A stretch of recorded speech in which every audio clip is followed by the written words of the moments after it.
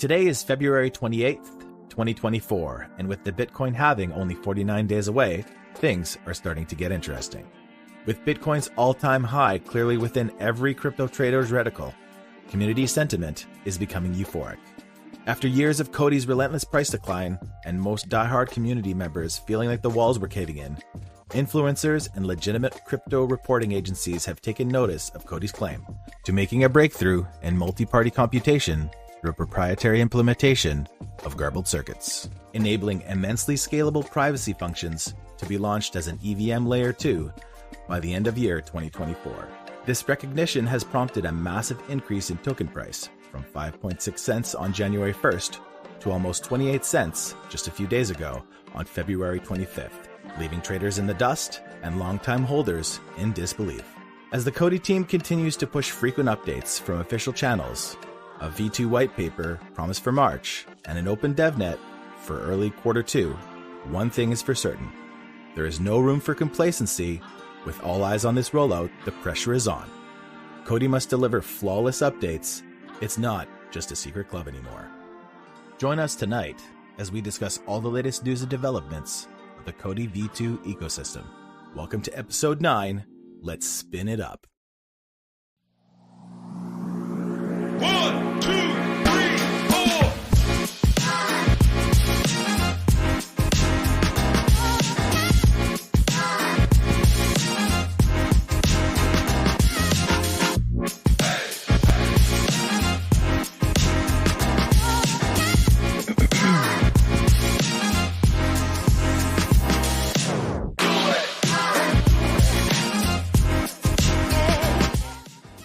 What's up, guys, and welcome to the show. This is episode 9. Welcome, COTI Unity and Ship. How's it going, guys? It's going good. So I guess the thing that's on everybody's mind is Bitcoin all-time high. Can you even believe we're here already? Yes, it's crazy. Is it actually an all-time high, or is it? Wow, it depends on the currency, right? No. Yeah, what I meant is we're like, it's in our sights, right? Yeah, we're at it, which is ridiculous. Yeah, it seems a little bit early. I know that COTI Unity node has prepared some slides. I don't know if you want to share your screen now. Yes, it's actually one infographic. I'll show it. So just a second.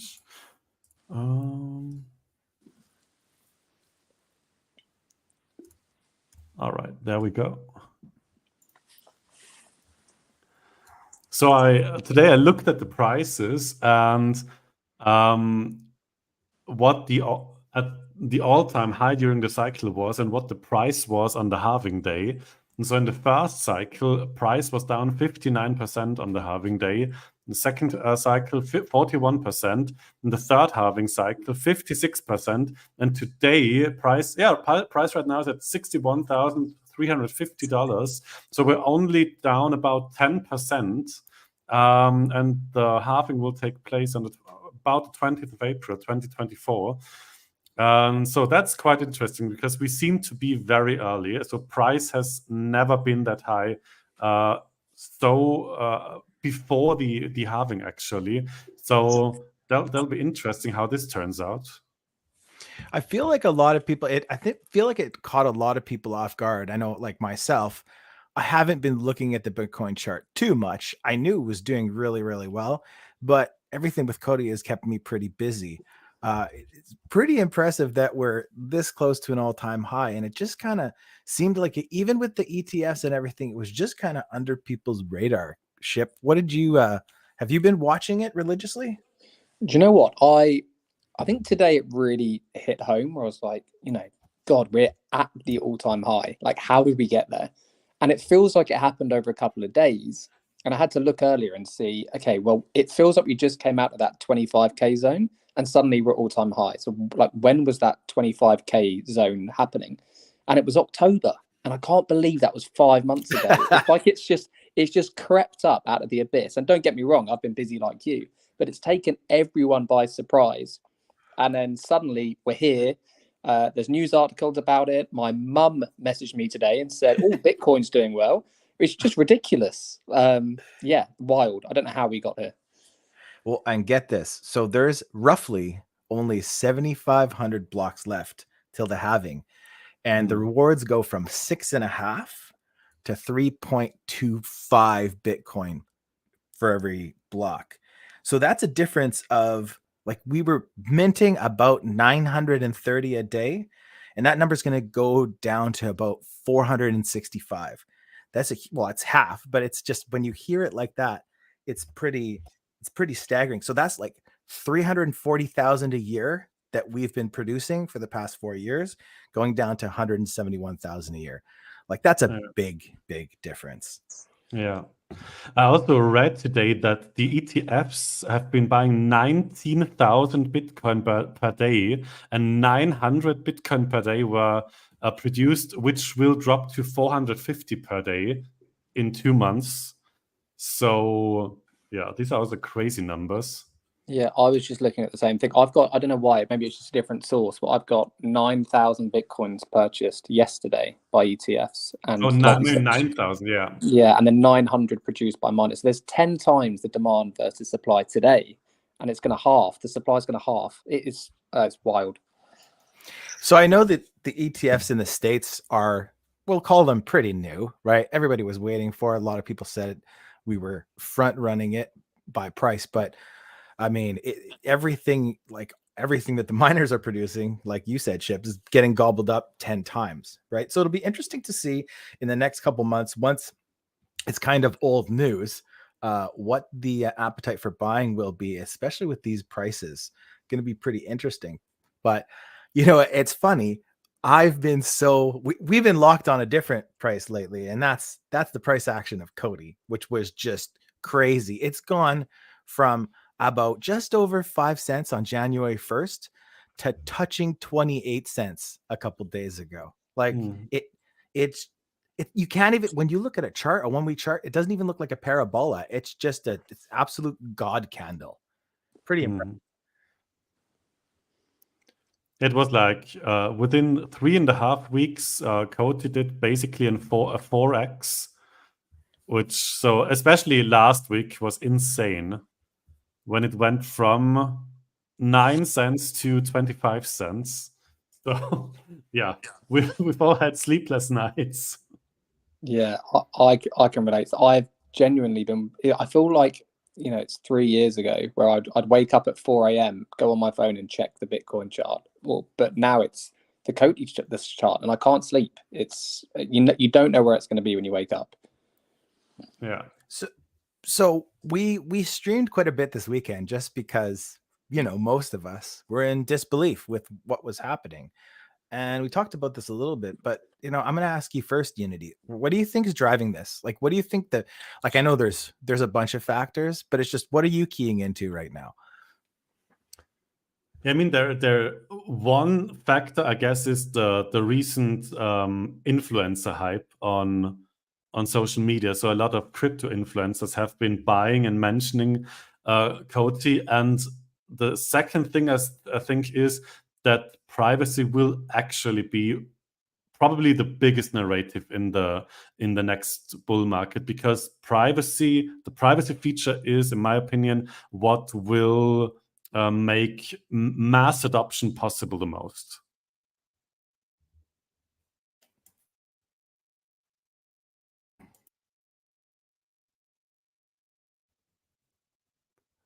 I see that some Bluetooth connectivity problems, probably.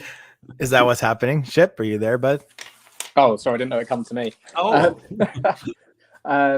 Yeah, no, I agree. It's I think there's, I don't, obviously we don't know, and this is just an assumption, but I imagine that COTI had made a marketing effort, and the number of influencers that are advocating for COTI has gone through the roof, and the size of those influencers is ridiculous. I mean, we're talking about the best of the best, and in high numbers, and that's definitely had a big effect. I think if you look at the on-chain data as well, the followers, the buyers are actually, I think they're more retail now, so it's kind of smaller fish. which you would imagine is the next step from kind of influencer marketing. But so that's definitely the first part. And then I agree, the second part has to be that privacy narrative. There's no doubt that people are coming around to the idea that actually the ZK-based solutions we have are not, they're not fit for purpose. They're not going to open the door to institutional adoption. You know, there's limitations to what you can do. And they're seeing that actually, if this cardboard circuits breakthrough is for real, then, you know, the use cases are just infinite. What's been really exciting, you know, even more exciting than the price is the volume. The volume has been out of control. Have you guys been watching that? Yeah, we were number 16 in trading volume. I think at the peak of this price pump, COTI was number 150 in the crypto space, and at the same time number 16 a trading volume, and we're still in the top 100 right now when it comes to trading volume. So when I checked earlier today, it was place 83. Could be a bit more now, maybe. Let's see. It's place 84, yeah, but still in the top 100. So I think it's a good path for COTI towards becoming a top 100 coin. Yeah, the volume's been impressive. You know what, I've said this over and over, and I'll say it again. I'm just really hoping that what everybody woke up to, even the influencers, is the potential of COTI being an EVM layer 2, offering, you know, first to market privacy features in a way that, you know, is super fast. We're going to talk about that a little bit later, but super fast, super light. I'm just hoping that it's everybody saying, hey, this sounds crazy. And I've said it over and over again. I'm hoping that it's going to be that L2 narrative, that privacy narrative, and the showcase L2 of the cycle. What do you guys think? I think you're absolutely right. And I think one of the images that have been doing the rounds on social media, which doesn't maybe sound that important, but I think COTI has topped pretty much every social rank there is. When you look at the comparison of L2 TVLs, and you see, you know, Arbitrum, you see Matic, you see, you know, all of them are between $5 and $20 billion. And I think that comparison with COTI at $400 million is making the market go, crikey, when this becomes V2 and it becomes an L2, actually, it's way undervalued. Yeah, exactly. The size of the market cap is just minuscule compared to everything else. So I'm going to switch it up a little bit and talk about the article that dropped today.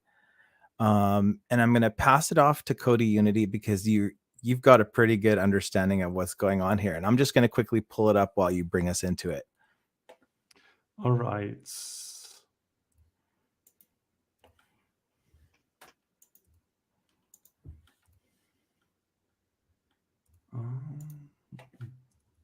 There we go. Sorry, guys. Oh. Okay, so let's start at the first one here, confidential DeFi. The thing I prepared was about the garbled circuits. Yeah, but we talked about this article today, right? Oh, right. I thought you meant the presentation. No, sorry, I'm still on step 2 here. All right.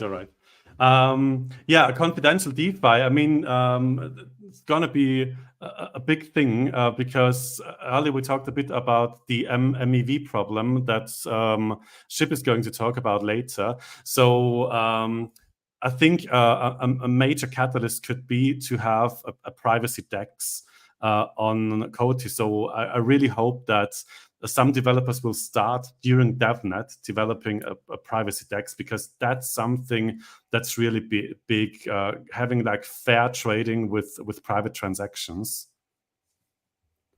Yeah, and I think I forgot to mention here that you know, Shahaf has been talking about this, but it's all but confirmed that they are gunning for early Q2 on the open DevNet, and I think that's gonna really show developers what this privacy use case can do. I'm really looking forward to that. Ship, do you have anything to mention about the article or a certain passage you want me to move to? I mean, are we moving to use cases later, or? No, you can go ahead right now. Yeah. Okay, great. So I think there's two things that really stood out for me in the article. First off, I thought it was a great article. I I was bouncing when I read it, which is probably quite sad.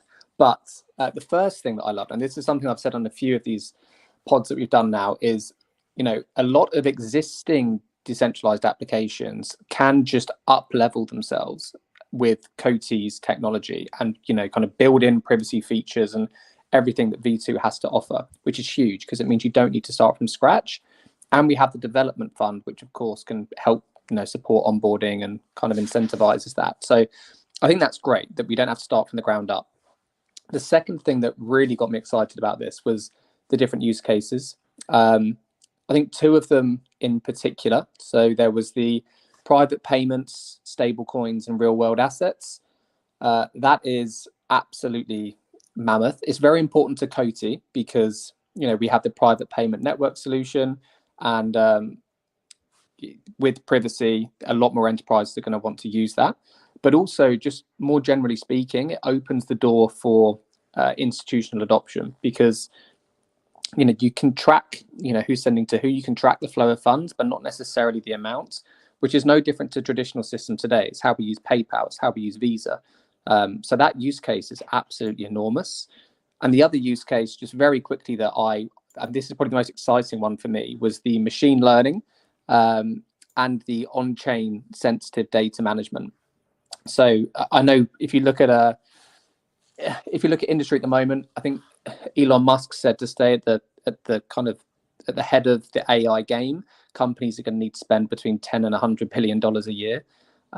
Machine learning kind of fits into that bucket. You know, the demand to train on different data models is huge at the moment, and if we can do that on COTI and we can offer up data models that include you know, personal data but doesn't expose sensitive data, then that whole narrative is enormous as well. So I'm really excited to see where that goes. Yeah, I agree with everything you just said there about the machine learning. Unity, do you have anything to add before we put pressure on Ship and have him teach us about MEV?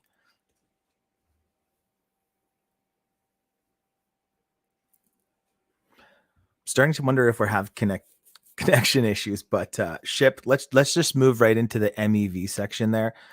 It's something that was addressed in the first video where Shahaf was interviewing Dr. Avishai and I. They talked about MEV. Can you give us just the Cole's Nose version of what MEV is? Yeah, for sure. So yeah, I can give this my best go. So first off, there's two different, I guess, breakdowns of MEV, or two different abbreviations of MEV. So that is minor extractable value and maximal extractable value.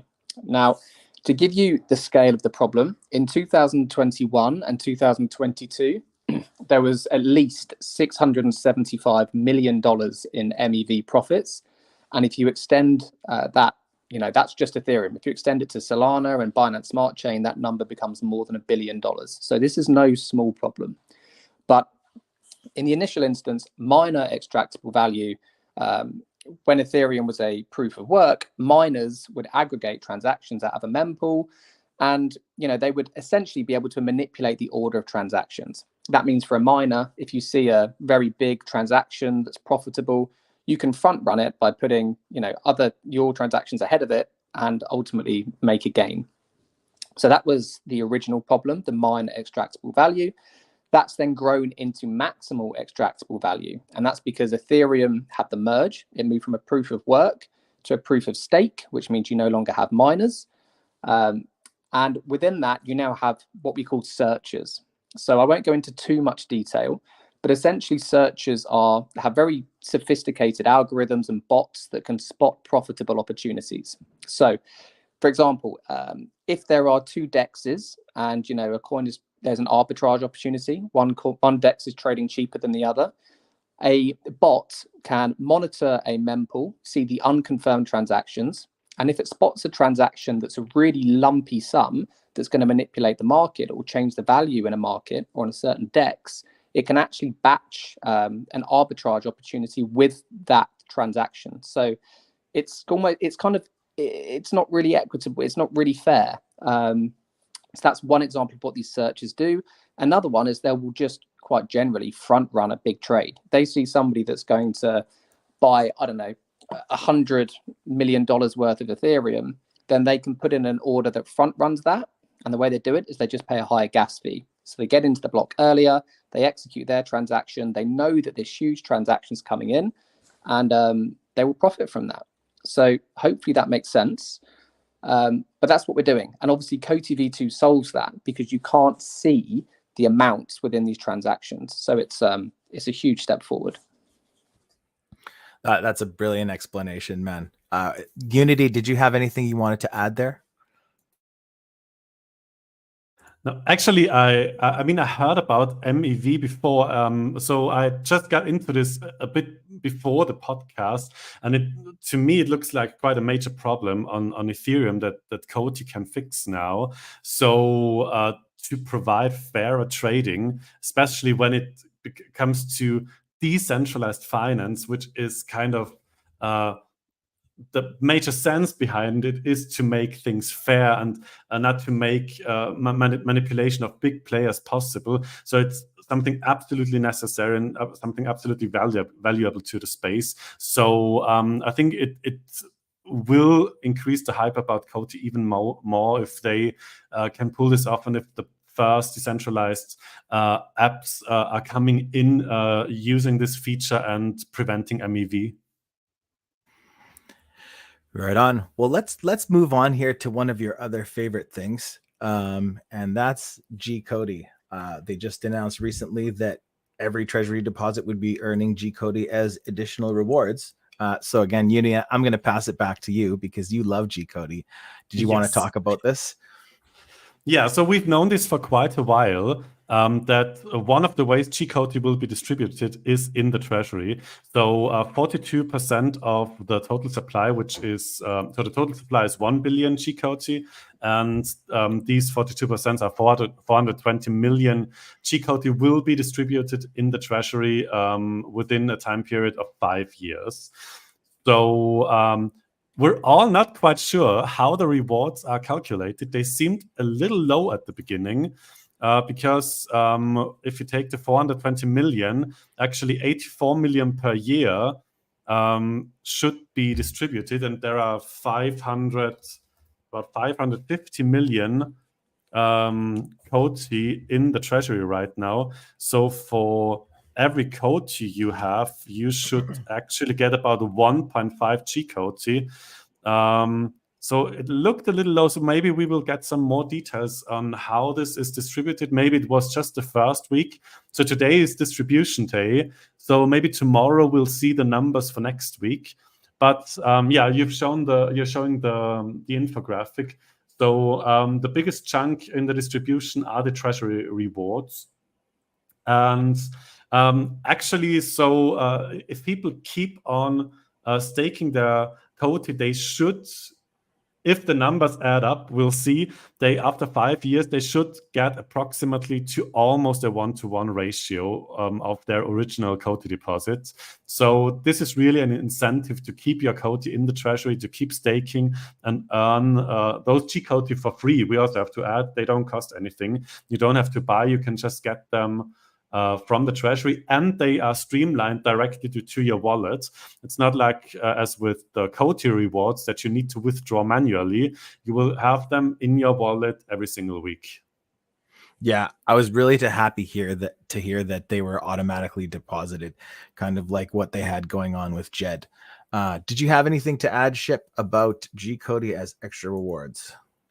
No, nothing to add. Nothing to add. It's just a big nice to have, and I think we've been waiting a long time for it.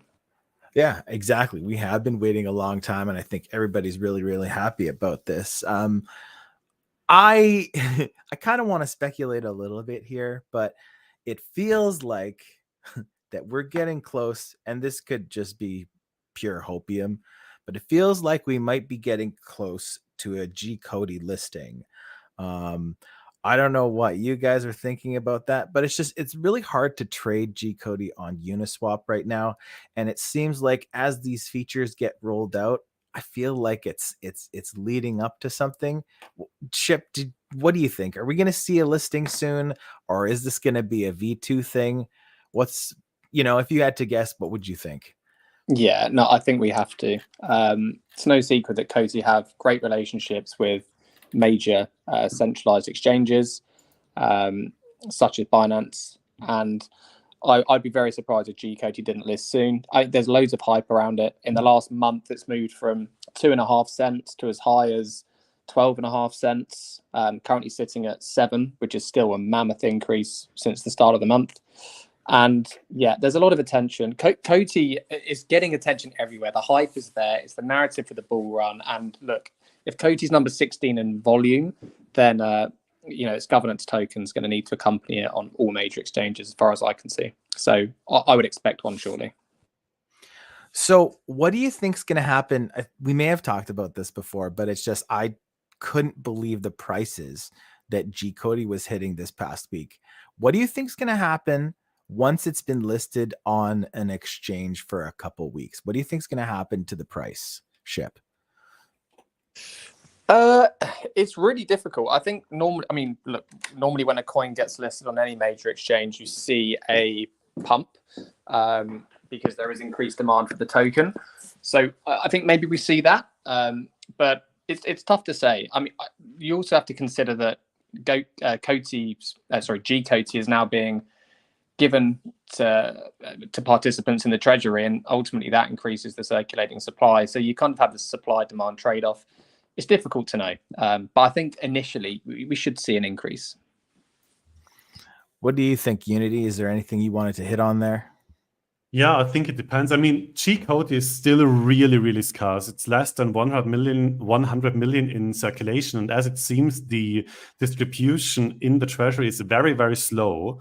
And there are some factors that may also come in. So we may get the enterprise announcements, and the PPN may have its hard launch. So if new fees come in, the APY will increase.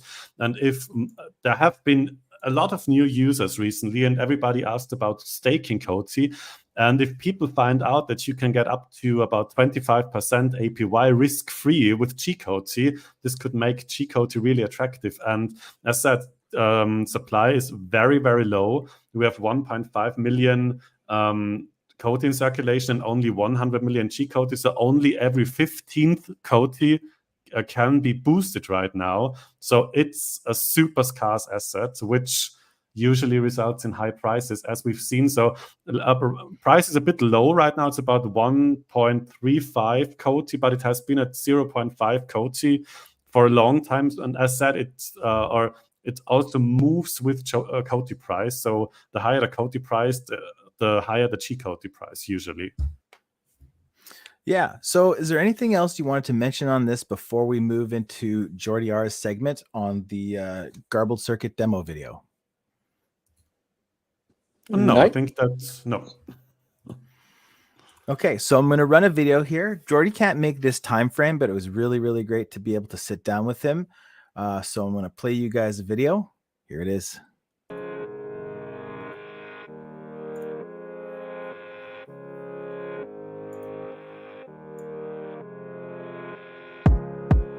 I had a chance to sit down with Jordy R last week to discuss the recent Garbled Circuit demo. We both agreed that this video was highly technical, and condensing it with an explanation would likely be beneficial to the wider community. In the first part of the video, we see Dr. Avishai Yanai of Soda Labs generating keys for Alice and Bob, encrypting the inputs, and setting up the demo. Let's welcome Jordy back to the podcast and dive into what we're actually looking at in this abbreviated version of the COTI V2 Garbled Circuit demo video. Guess who's back? Back again. How's it going, man? It's been I'm so excited to have you back on the show, man. Honestly, it's been way too long. Getting me on here for when I've just seen like what, 250 million volume on a chart. Like, what are you doing? Can I not go back to watch these candle things, please? After so many hours of talking about this stuff and wondering why we were sitting where we were, it's like, can you even believe it, man? Like, it's crazy. The volume, man. What is going on? And we have now got a technical video to try and discuss. Never mind. Can you imagine though? Paul was always in the Telegram. Oh, volume is concerning. Volume is concerning. And I just see one of those green candles just ripping right through his screen and roof and everything. Yeah. That meme with the green candles like 250 feet through a house roof was just so funny. That was perfect, absolutely perfect. But no, I didn't expect it at all. Like it just took off, didn't it? Like, and it wouldn't stop. Like you're thinking corrections coming, nope. Corrections coming, nope. Corrections coming, nope. Anyway, we're not yet to talk about candles, are we? I suppose. Well, it'll be interesting to see what happens in the next 2 months and what the halving will bring. Absolutely. The halving is going to be super exciting, and we're seeing movement now. Like, so Bitcoin is on the go. Yeah. So about 2 weeks ago, COTI posted a video. Well, they posted a thread about garbled circuit technology. And in the third tweet in the thread was a 20-minute long video from Dr. Avishai Yanai showing a garbled circuit demo. And we had a conversation after that. We both agreed that it was kind of super technical, hard to understand. And we thought that maybe we could take it, chop it up a little bit, talk about what we were seeing so that people could understand and maybe get excited about this thing, because this breakthrough that they have, they're incredibly bullish on it, but they haven't yet been able to really convey what it is. So we're going to try and talk about that tonight. You will give it a shot. Yeah, we'll just try and simplify what's going on so that everyone can understand it a bit more, and even ourselves. Like we've had to dig into it a little bit just to try and understand the point of view that the developer was trying to give off. So in that first clip, that we had our little intro there. What were you seeing there? So basically, they generated the keys for all three, for Alice, Bob, and I think Alice had two and Bob had one. And so once they generated the keys, they had some plain inputs, which is basically just like text.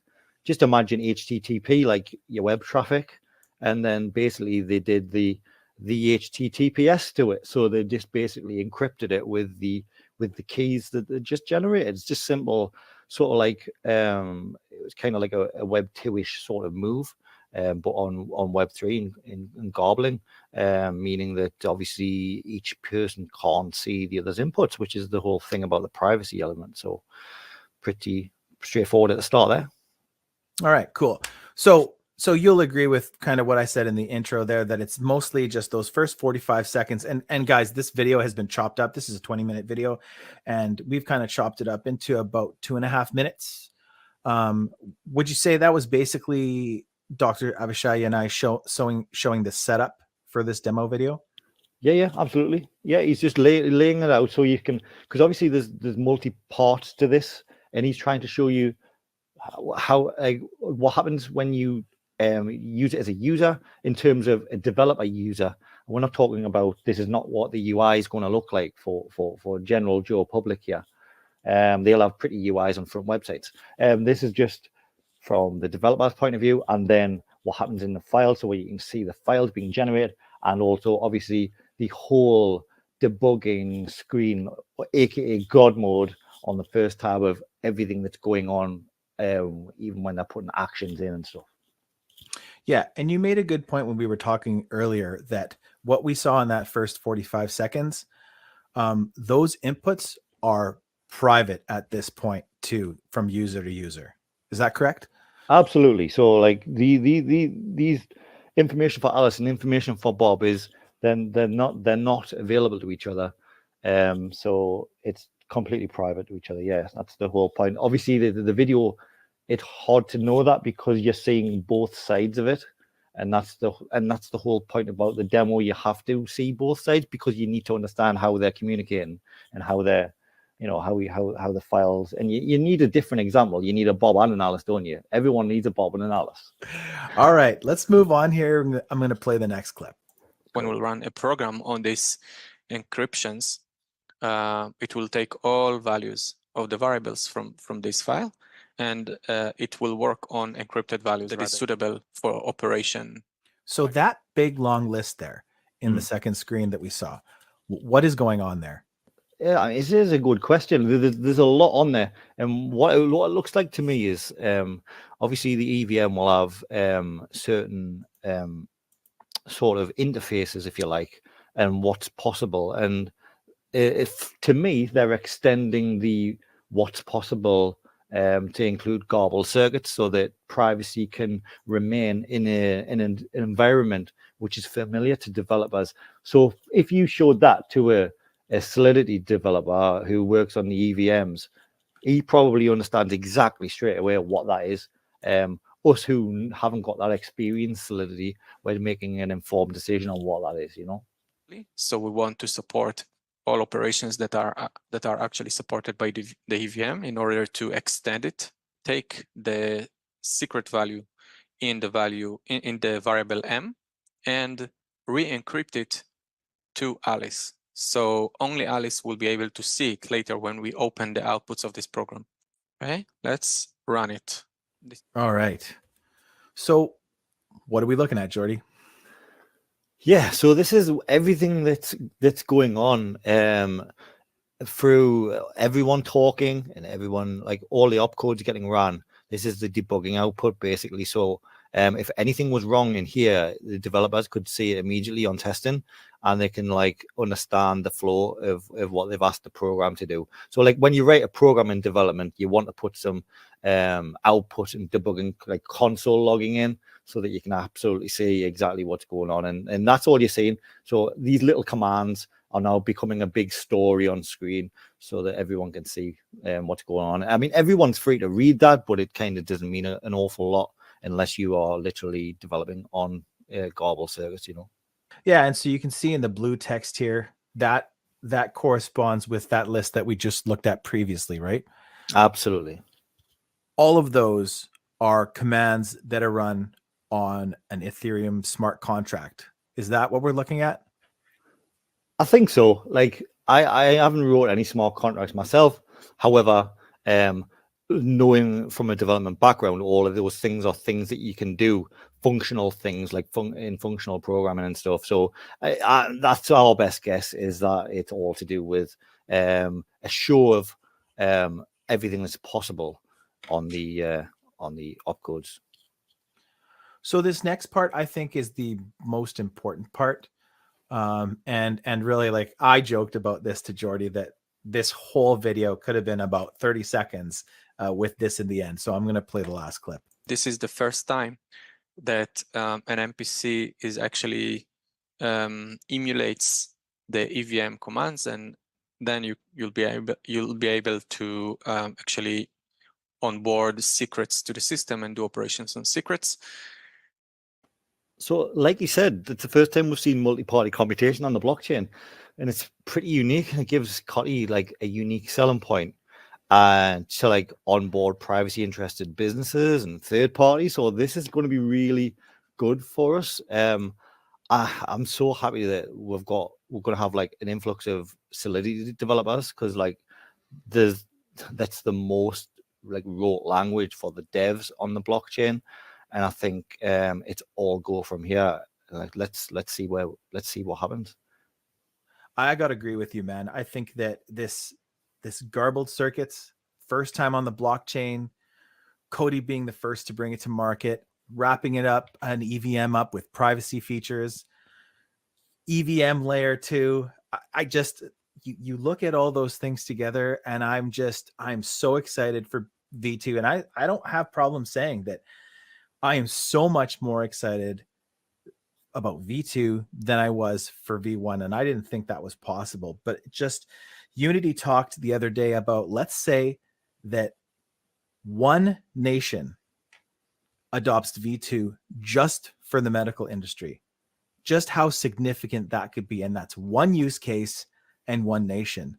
And when you look at the opportunities for all the use cases for V2, I just think that, you know, the sky is the limit in terms of adoption.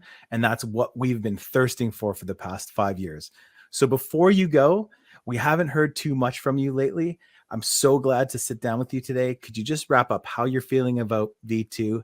And, you know, we're in disbelief after seeing those God candles. We've been goofing around and joking about it for so long. So it's great to have you here after that. And I just want to last question ask you how you're feeling and what you're looking forward to in this next roadmap. Yeah, I mean, I've been here since like 2018, and I remember being equally excited for V1.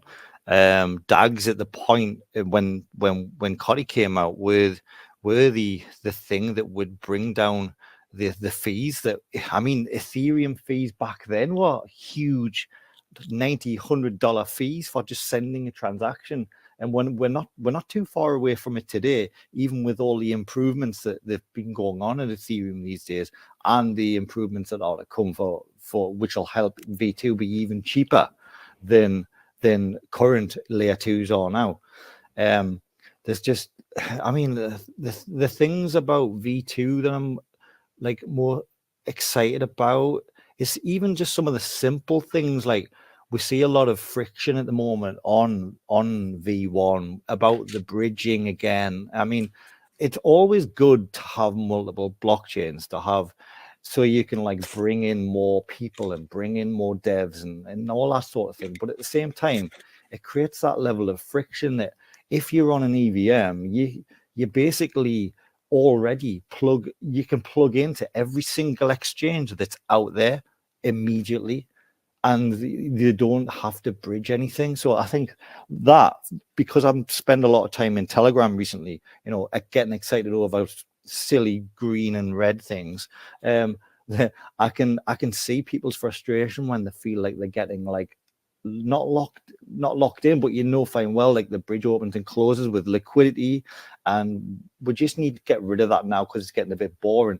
And I think this is, even though the V2, its primary aim is not to do that, it's to, obviously, we're talking privacy and we're talking gobble circuits and bringing, you know, all the features that enterprises need out of blockchains, which is the privacy element, but without, you know, government and exchanges getting pressure to delist. You know, just the simple things I'm excited for. Like, that's the main thing that I'm looking at the moment, because if you're talking mass adoption of crypto users, you're talking things which allows them to transact freely, to you know, like to swap in terms of like fiat on ramps in and out. And I think because you're on Solidity, you've got access to all the open source technology and all the open source code that's gone on since the dawn of time in Ethereum till now. And you can just take those open source elements and then just integrate them straight into your chain and plug things on top of them, like the privacy. For example, you know, there's probably multiple applications, games, everything like that. You can just drag in, put some privacy on them, and spin them up a different way. And obviously the fund which COTI are giving to encourage developers to come here is only going to help bring that adoption faster. And once you do that, I think the sky's the limit. So like, I'm mega bullish on V2. I think more than V1, just because it just feels so right now. If there's anybody who knows how difficult it is to integrate COTI's system to other exchanges, it's Jordi R. He was instrumental in setting up Huobi, and we're so happy to have him as part of our community. Jordi, thanks for so much for being here tonight, and we'll catch you hopefully next time. No worries, man. God candles for all. Come on.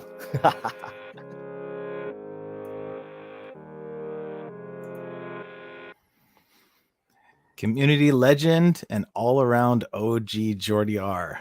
Thank you so much for meeting with me the other day. What'd you think, Unity?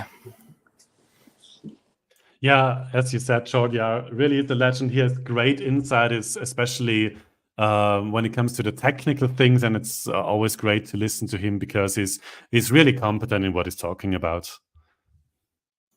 Yeah, I am such a big fan. Like we've said before for years, the testnet wouldn't have been and wouldn't be what it was without him.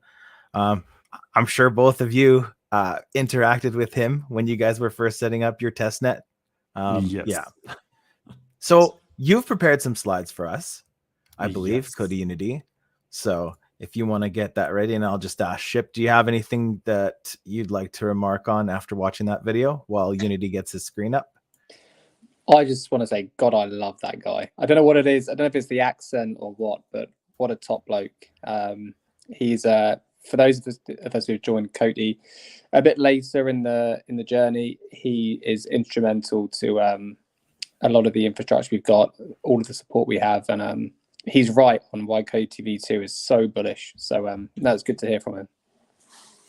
Yeah, he can't. He can never make our time frame here. So we're gonna probably get together and do a lot more recorded segments with him, so he can still be a part of it. I've missed him like crazy, and thank you, Jordy, for being here. But let's move on and get a little bit deeper into that demo, and I'll hand it off to COTI Unity. Yeah, so let's look one more time at garbled circuits, because we got another update by COTI, and we now know how this will really work in practice.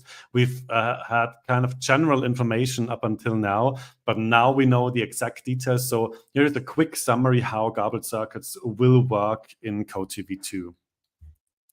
So first of all, if users in the multi-party computation want to use the garbled circuit, the first step is that the two users, Alice and Bob, request a key from the multi-party endpoint.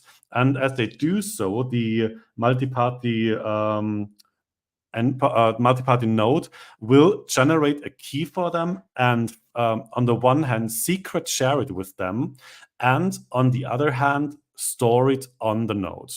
So that's the part of the key request. So Alice and Bob will get a key from the node, and the node will store the keys. And we also have to say this is not two different keys, but those two keys together build one key that makes it possible to access the smart contract, the pseudo protocol, the pseudo contract. Then the second step is that Alice and Bob encrypt their data and submit it to the node.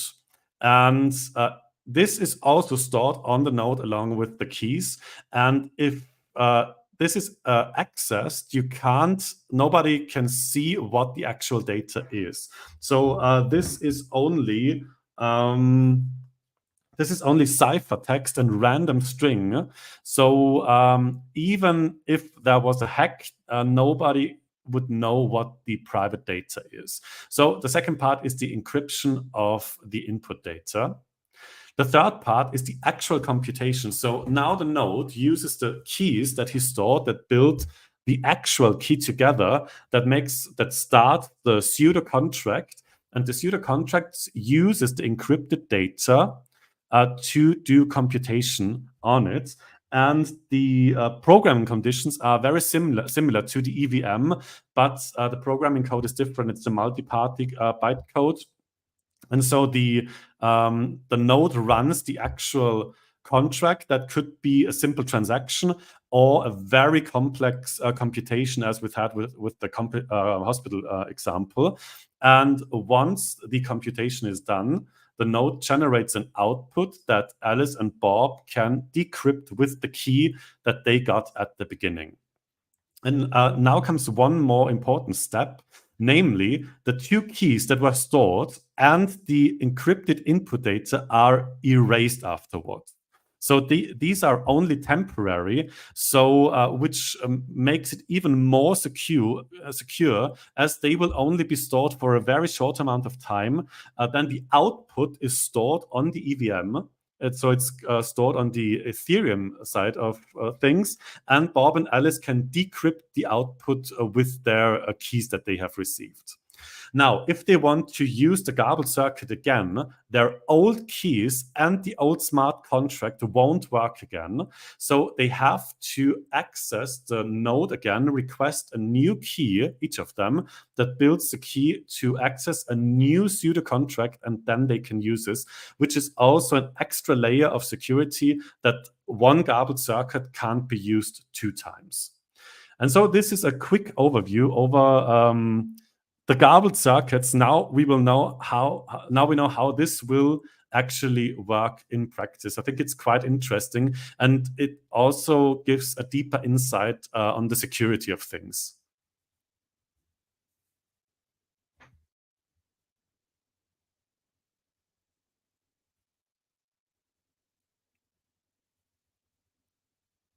Hello. Now let's have a look at how confidential transactions are actually processed on internal nodes. There are 4 parts. First of all, the key shares. These are random strings representing parts of a key that can be put together to create the actual key that gives access to the pseudo contract. Secondly, the pseudo contract encrypted inputs. Remember the wrapping station from the kitchen example. Before even entering the private part of the blockchain, the input data is encrypted. Thirdly, the pseudo contract using Boolean functions in order to do computation with the input data. Finally, there is the output data that can be either public or encrypted, and the decryption may be accessible for all participating users or only some of them. Finally, let's look at a concrete example how this could look in practice. Let's imagine the health minister has ordered research on the pain medication XYZ that is used a lot in hospitals. There have been speculations that this medication could lead to an increased rate of heart attacks. The health minister now orders all hospitals in the country to submit the following data. A. The number of patients who were given XYZ.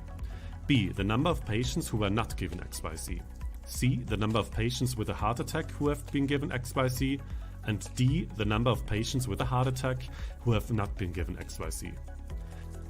In our example, we will only use 3 hospitals. Alice's Hospital, A, Bob's Hospital, B, and Carol's Hospital, C. And we will label their input data with an uppercase letter for the hospital and a lowercase letter for the type of input. For example, uppercase C, lowercase d. Uppercase C stands for Carol's Hospital and lowercase d stands for patients with a heart attack who have not received the XYZ medication. Using COTI's privacy solution, the hospitals enter their data into the protocol. Their input data is encrypted before being entered into the garbled circuit. As all of the participating hospitals have a part of the key, the execution of the pseudo contract will only start once all hospitals have entered their data and by that have created a complete key. The pseudo contract will now execute the following operations. Adding up the number of patients with the XYZ medication, the result is input E. Adding up the number of patients without the XYZ medication, the result is input F. Adding up the number of heart attacks among XYZ patients, the result is input G.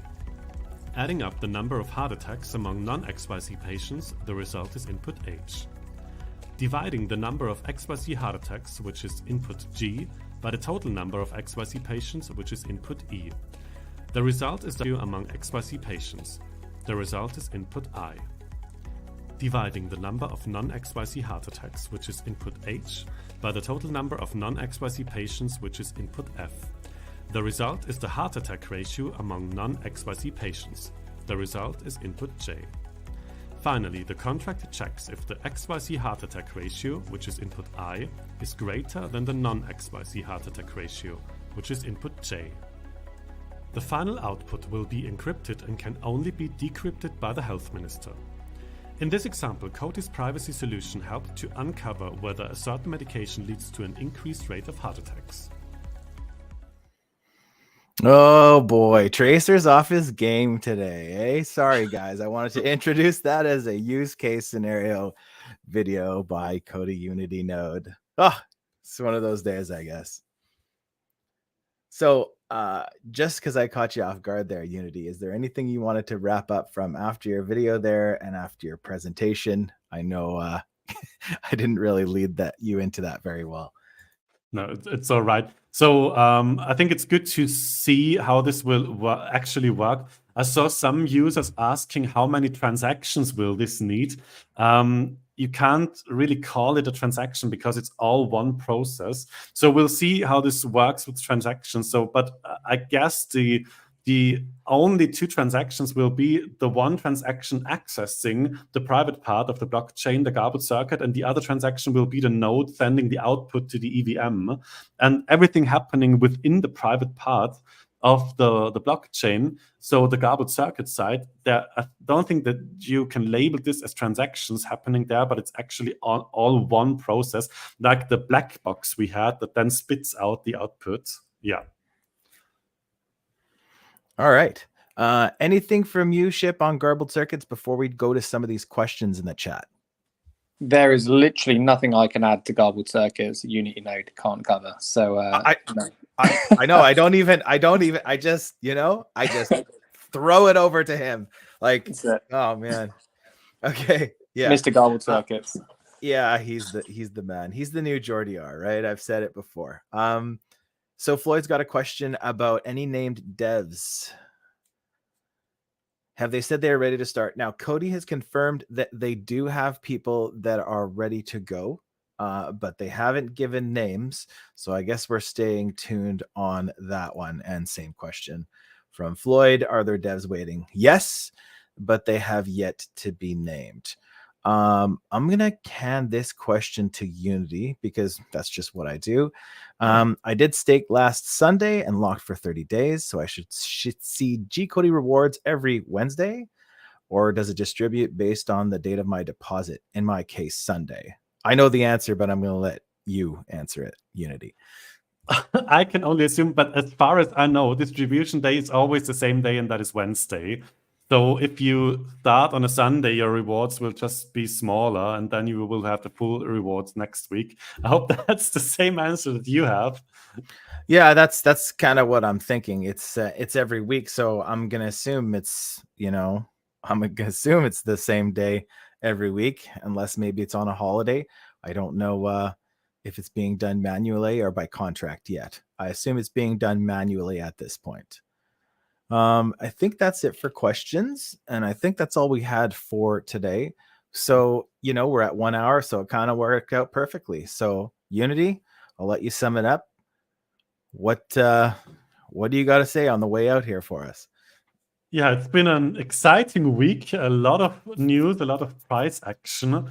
I think we'll move on like that. I think this will all just accelerate. We're all looking forward. Today we found out that DevNet will start in early Q2, which is also very exciting. And I'm sure we will get more information then that we will be able to talk about.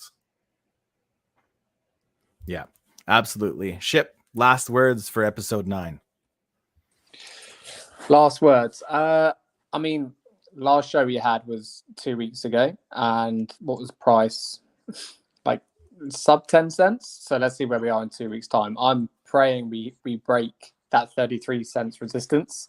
But yeah, price action aside, it's just a great spot to be in. I think we're seeing V2 is taking the market by storm. COTI is, everyone's talking about it. It was this old cryptocurrency that people had kind of forgotten about supposedly, and now it's raging everywhere on social profiles and whatnot, which is amazing to see. We're heading in the right direction, and I think my favorite thing about all of this is that because we're all in this, we're all reaping the fruits together, which is a really nice place to be. I want to thank COTI Unity Node and COTI Ship for always being here. You guys are invaluable. You know how much I appreciate you. Jordi R, recording that segment with me. That was awesome. But most of all, guys, all the viewers that we had today, it was great to see you all. If you could do us a favor and give us a like and repost the stage, share that YouTube link. And we're going to see you again in 2 weeks. And I'm sure there's going to be a lot of stuff to talk about. So from coast to coast and around the world, this is us. Thank you for being here, and take care of each other.